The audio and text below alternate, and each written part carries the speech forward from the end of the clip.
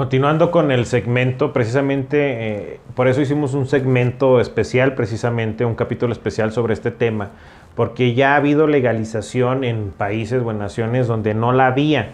Y desgraciadamente esta legalización, en lugar de atraer un beneficio a la sociedad e incluso a la industria, la ha perjudicado gravemente.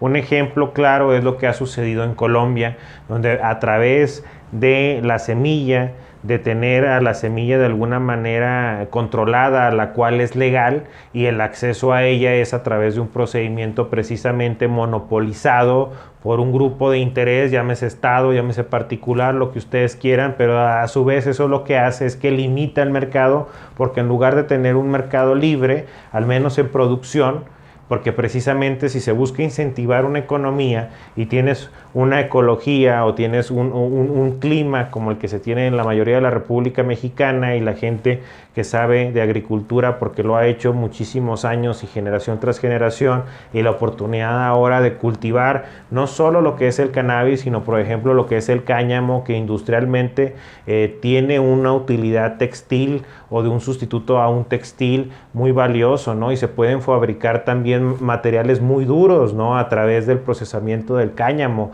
y el efecto ecológico benéfico que tendría todo esto, ¿no? Entonces, todo eso es importante que se vaya entendiendo, porque de alguna manera si se crea una regulación hay que tener mucho cuidado que dicha regulación no limite o restrinja aún más el mercado ya existente a través de la prohibición, o que se privilegie, como pasó en algunos mercados. Vamos a citar a los Estados Unidos en las legislaciones estatales, donde ha pasado que quienes se han quedado con el mercado pues son los capitalistas que siempre han tenido los grandes comercios en los estados, ¿no? Y ahora son los que están teniendo pues el boom del comercio de cannabis, y la gente que ha estado en el comercio durante muchos años, que ha sido segregada por ello, que ha sido criminalizada, que ha tenido incluso hasta penas privativas de libertad, pues va a seguir estando en esa parte, porque no va a ser accesible para ellos obtener una licencia de autorización legal del cannabis en los estados de la legislación de Estados Unidos, ¿no? Entonces, la legislación no viene a abonar a una producción real, viene a beneficiar a un sector. Entonces, es muy importante por eso hacer un estudio, y eso nos consideramos en esta plataforma.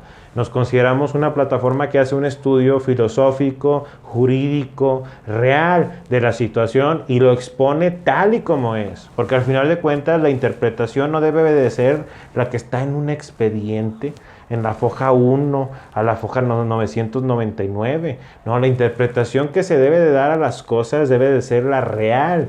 No debe de haber, o debe de haber la distinción más mínima para aquellos que predomina que debe existir un proceso. Estoy de acuerdo, debe existir un proceso, pero debe haber la distinción más mínima entre la realidad y un proceso jurídico.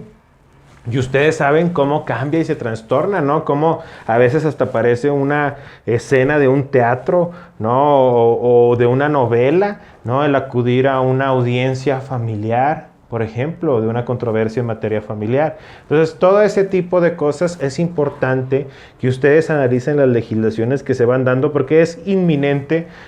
Precisamente hoy en día que estamos grabando esto, la Secretaría de Salud ya emitió al menos dos intenciones muy específicas y muy reales, que una es un reglamento donde regula el cultivo de cannabis medicinal, y el otro es un decreto precisamente que manifiesta reglas más específicas a este reglamento, ¿no? Y emitido también por la Secretaría de Salud Pública, ¿no? Es decir, una institución de gobierno federal.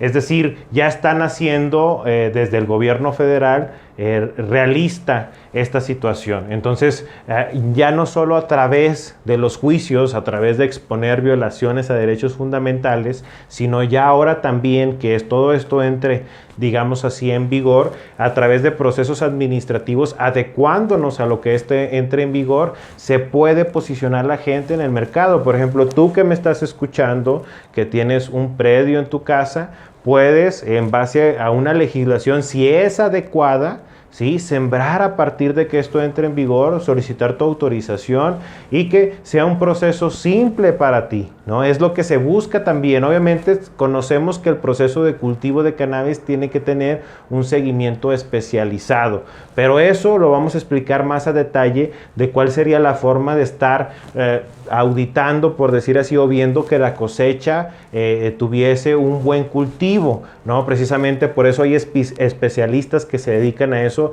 y se verá en otro apartado, ¿no? Pero es importante ver en sentido amplio, es decir, ya para concluir este segmento, ¿sí? No analizar el que se legisle o se quite la prohibición y que se empiece poco a poco y se vaya abriendo poco a poco el mercado, porque hacer eso es lo que está matando precisamente que el cannabis se convierta en algo que permita a la gente un despertar en muchos sentidos, ¿no? Incluyendo el económico. Entonces, por eso es que una vez que se abre el mercado de cannabis o la situación de cannabis, es importante que se abra de fondo, así como se abre una compuerta de una presa, ¿no? Pero bueno, eso lo seguiremos explicando en otros segmentos.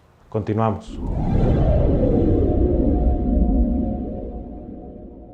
Bueno, pues de alguna manera para darle una finalización a todo esto que se está haciendo sobre cannabis, al menos estos segmentos que estamos haciendo, pues queremos agradecer a toda la gente primeramente que nos ha seguido, que nos ha continuado siguiendo desde hace mucho tiempo.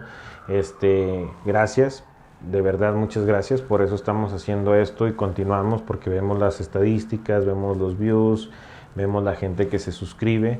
Agradecemos a la gente que estuvo todo julio canábico porque precisamente nos permitió incluso abrir un panorama más amplio de lo que es la realidad existente respecto al cannabis en México. Y tuvimos un acercamiento que ya ha predominado, como les decía, tengo desde al menos noviembre de 2016 profundizando en estos temas. Entonces todo eso ha ayudado de una manera muy importante, ¿no? Entonces agradecer a cada una de las personas, a Rulo que está ahorita detrás de esta cámara, a Víctor, a Chirris que fue parte también del proyecto, Gustavo, Flor de Gallo, Terraza Güera, a todos los que han estado involucrados en este tiempo, ¿no? Porque nos han permitido precisamente tener esta perspectiva amplia que ahorita estamos metiendo como argumentos en tribunales para más de 50 personas que estamos representando jurídicamente en la actualidad, ¿no? Entonces, pues muchas gracias. Ahora sí que soy Hugo Guajardo. Esto es Jurisprudencia. Esto es la nueva imagen de Jurisprudencia. Esta es la nueva edición de Jurisprudencia. Esto es el nuevo trabajo que se está haciendo y es para ustedes, y la única finalidad que existe real y primordial es difundir un conocimiento real. Esa es la intención, al menos desde la perspectiva de nosotros, porque a lo mejor está limitado ese campo por desgracia, pero por eso juntamos a gente que precisamente trae una amplitud en este tema, ¿no? Pero bueno, muchas gracias por seguirnos. Hasta luego.